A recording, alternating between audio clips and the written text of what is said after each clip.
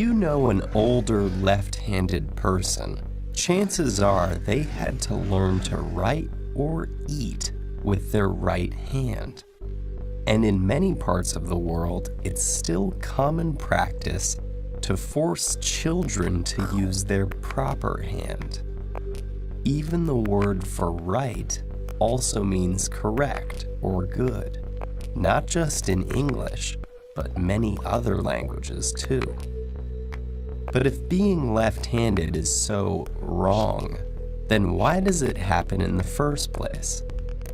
Today, about 1/10 of the world's population are left-handed. Archaeological evidence shows that it's been that way for as long as 500,000 years, with about 10% of human remains showing the associated differences in arm length and bone density, and some ancient tools and artifacts showing evidence of left-hand use. And despite what many may think, handedness is not a choice. It can be predicted even before birth, based on the fetus's position in the womb. So if handedness is inborn, does that mean it's genetic? Well, yes and no. Identical twins who have the same genes can have different dominant hands. In fact, this happens as often as it does with any other sibling pair. But the chances of being right or left-handed are determined by the handedness of your parents in surprisingly consistent ratios. If your father was left-handed but your mother was right-handed, you have a 17% chance of being born left-handed. While two righties will have a left-handed child only 10% of the time. Handedness seems to be determined by a roll of the dice, but the odds are set by your genes. All of this implies there's a reason that evolution has produced this small proportion of lefties and maintained it over the course of millennia. And while there have been several theories attempting to explain why handedness exists in the first place, or why most people are right-handed, a recent mathematical model suggests that the actual ratio reflects a balance between competitive and cooperative pressures on human evolution. The benefits of being left-handed are clearest in activities involving an opponent, like combat or competitive sports. For example, about 50% of top hitters in baseball have been left-handed. Why? Think of it as a surprise advantage.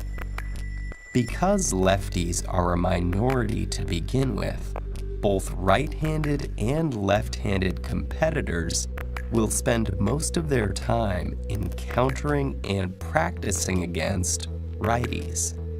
So when the two face each other, the left-hander will be better prepared against this right-handed opponent, while the righty will be thrown off. This fighting hypothesis, where an imbalance in the population results in an advantage for left-handed fighters or athletes, is an example of negative frequency-dependent selection.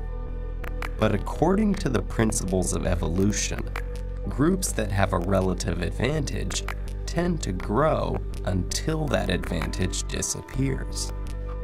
If people were only fighting and competing throughout human evolution, natural selection would lead to more lefties being the ones that made it, until there were so many of them that it was no longer a rare asset. So in a purely competitive world, 50% of the population would be left-handed. But human evolution has been shaped by cooperation as well as competition, and cooperative pressure pushes handedness distribution in the opposite direction.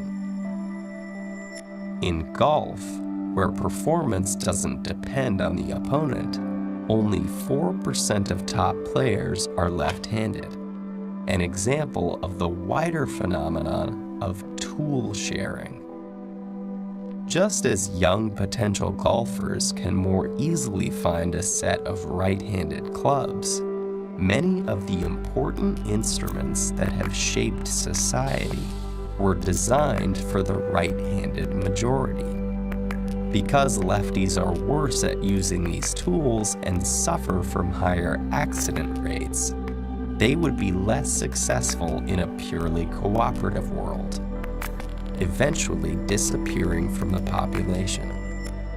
So by correctly predicting the distribution of left-handed people in the general population, as well as matching data from various sports, the model indicates that the persistence of lefties as a small but stable minority reflects an equilibrium that comes from competitive and cooperative effects playing out simultaneously over time.